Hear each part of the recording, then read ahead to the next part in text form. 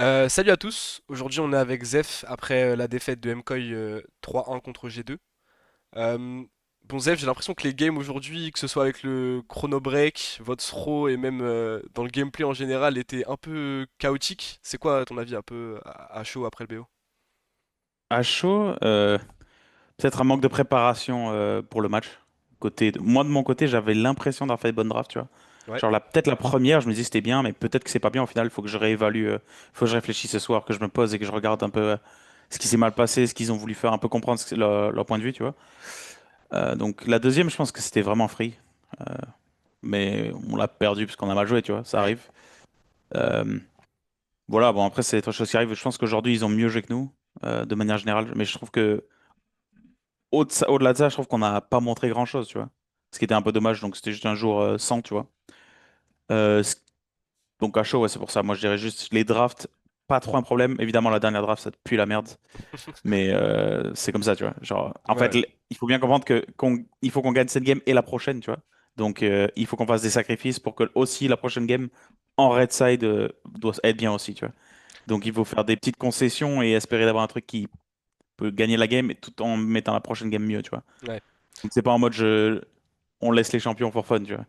Non, non, bien Mais sûr. ouais. Bah, je dois te parler de cette game 2, justement, où vous passez de 10 gold d'avance à la perdre 3 minutes plus tard. Est-ce que c'est un sujet qui est déjà revenu sur la table, ces late game un peu décousus que vous avez? Parce que j'ai l'impression que throw des gros leads en late game, c'est pas quelque chose qui vous est arrivé pour la première fois ce soir, tu vois. C'était arrivé au début de l'année peut-être, en winter et tout. Bah, Mais il y a eu aussi KC Spring, tu sais, où il joue Ivern Elise. Et je pense aussi ouais, à ouais. BLG Game 4 ou MSI ou. Ouais, des trucs comme ça.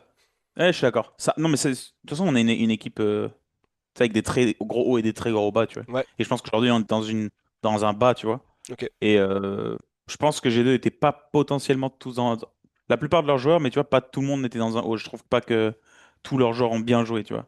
Donc Ouais, c'était vraiment un match prenable, mais je trouve qu'on a juste très mal performé. Ce qui fait que bah, les matchs étaient durs, tu vois. ok. Je pense Même pas si qu'il y a un j'étais truc content. avec ce late game ou quoi, il y a pas de problème à ce niveau-là, tu penses? Non, non, non, y a pas de problème. Je pense que c'est vraiment une mauvaise préparation qui fait que, anyway, on était en train de, tu sais, on était en train de se battre dans la boue Ouais, mentalement juste pour ok. survivre, tu vois. Alors que on devrait pas être dans ce spot. Mais sûrement, tu vois, peut-être qu'au final, c'est ça, tu vois. Je sais pas tout. C'est juste, de mon point de vue, c'est vraiment une mauvaise préparation qui crée tous ces problèmes et ces problèmes sont pas là si on est mieux préparé, tu vois. Ok. Qui Euh, arrivera pour la finale, tu vois. On va Et la bonne nouvelle. et la demi du coup parce que vous allez aussi devoir la jouer. Oui. Alors parce que je voulais parler un peu justement de la prépa chez MKOI, mais je pense que je voulais parler un peu aussi de MKOI au global et je pense qu'il y a deux joueurs qu'on n'attendait pas autant que les autres cette année et pour moi qui ont explosé leur plafond de verre. Je pense à Supa d'abord qui bah même si aujourd'hui il fait pas son meilleur BO, en général il est mécaniquement très constant et moi ce qui me choque toujours avec lui, c'est comment il utilise sa tempo et tu sais son intelligence sur la carte. Mais je pense aussi à Mirwin qui est devenu ultra complet là où auparavant bah, c'était un joueur qui pouvait rely que sur quelques champions méta et en plus de parfois tu sais, un peu trop abuser des limites. Comment t'expliques que ces deux joueurs-là ils aient à ce point progressé en si peu de temps en réalité? C'est compliqué de répondre à cette question correctement. Je pense que Mirwin a beaucoup travaillé. Enfin, ils ont tous beaucoup travaillé, hein. Ouais, bien Je sûr. parlais de Mirwin en premier. Et je pense que oui, c'est un joueur plus complet, mais tu sais, tout le monde a ses défauts et tout. Mais c'est vrai que Mirwin, par rapport à l'attente des gens, peut-être qu'on peut se dire ça, tu vois. Ouais. Genre, Surtout au par exemple, Worlds, moi, il était le vraiment. mec qui travaille le plus, c'est Yoya. Et bon, Ok. peut-être qu'aujourd'hui, il a moins bien joué, peut-être. Mais de manière générale, il est trop fort, tu vois. Et Mirwin, par rapport à l'expectation que tu as, peut-être que tu vas penser comme ça. Mais je trouve que c'est juste du travail individuel avec Melzet ou moi ou lui-même. Et la plupart du temps, c'est quand ça vient d'eux qu'ils jouent le mieux. Tu vois. Quand c'est eux qui viennent vous voir les coachs et qui demandent et qui sont curieux et tout, c'est là que les joueurs performent le mieux. Et Ok. je pense qu'après la semaine à gagner contre Fnatic, un truc que faisait Mirwin qu'il a pas fait, c'est il faisait des reviews avec Melzet en plus des reviews, etc. Tu vois. Ok. C'est des trucs qui ont arrêté d'être faits depuis la qualification au World, qui peut-être au final ont un impact, tu vois, je pense. Et pour Soupa, bah, c'est la même chose. Je pense qu'aujourd'hui, il n'était pas constant. Peut-être c'est une mauvaise préparation de sa part, peut-être c'est mauvaise draft, peut-être c'est juste mauvais jour. J'ai pas trop la solution. Mais c'est vrai que de manière générale, c'est quelqu'un de très constant. Et nous, en tant qu'équipe, c'est quand même notre trademark, tu vois, jouer la carte Ouais. correctement. Je pense que G2 aussi.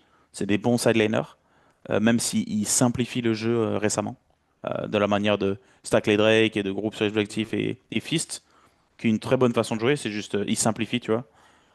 Donc normalement, contre toutes les équipes en Europe, on est assez content de notre, on va dire, le map play, tu vois. Et c'est notre force en tant qu'équipe, je pense.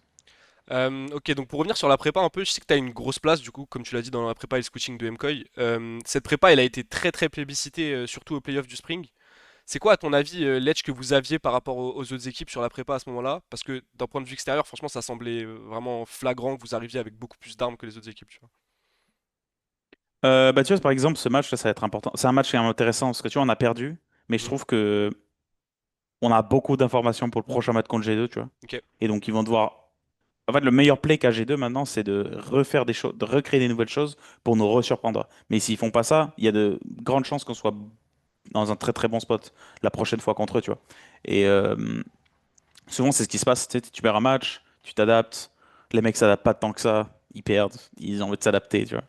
Et tu sais, on se pousse un petit peu comme ça, mais que dans les matchs qui ont de l'importance, tu vois. Genre en match compétition, là on joue contre G2, la prochaine fois qu'on jouera 2, ça va pas se passer comme ça. Hmm. J'espère en tout cas, parce que sinon on a fait un mauvais travail encore une fois, tu vois. Ok. Voilà. Euh, et aussi, je voulais aussi parler un peu de ce nouveau statut de champion que vous avez, parce que c'est pas quelque chose que toutes les équipes, tu sais, il n'y a pas toutes les équipes qui arrivent à l'assumer, ce statut. Je pense forcément à casser.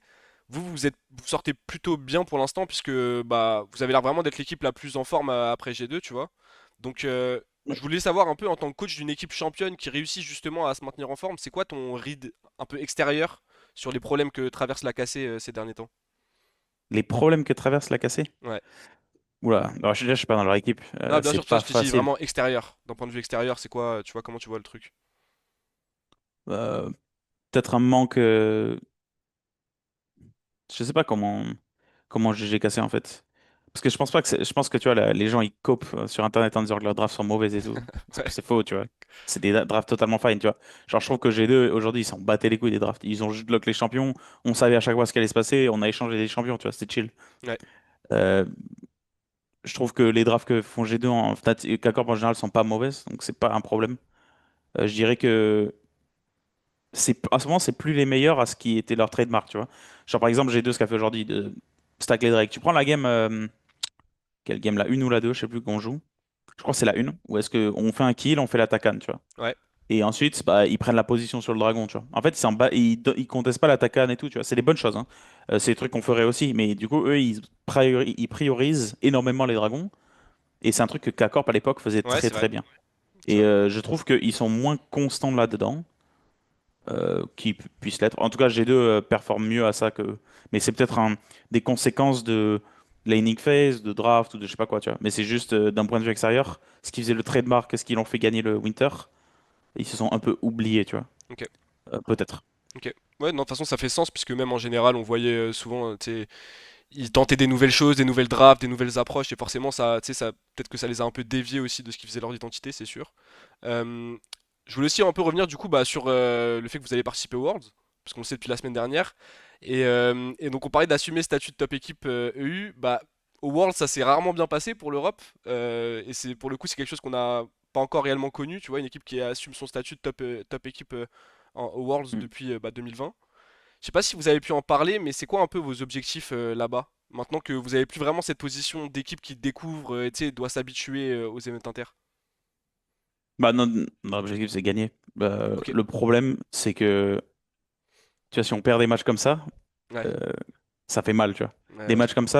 ça veut dire que notre préparation était mauvaise et qu'on va face des nouveaux problèmes au World. Après, je pense que tu vois, dans tous les matchs, il y a une grosse partie de chance, tu vois. Genre, tu vois, quand on a gagné le Spring, il y a beaucoup de chance qui étaient involved. Que les mecs, ils avaient la mauvaise read des drafts, qu'on a la meilleure read.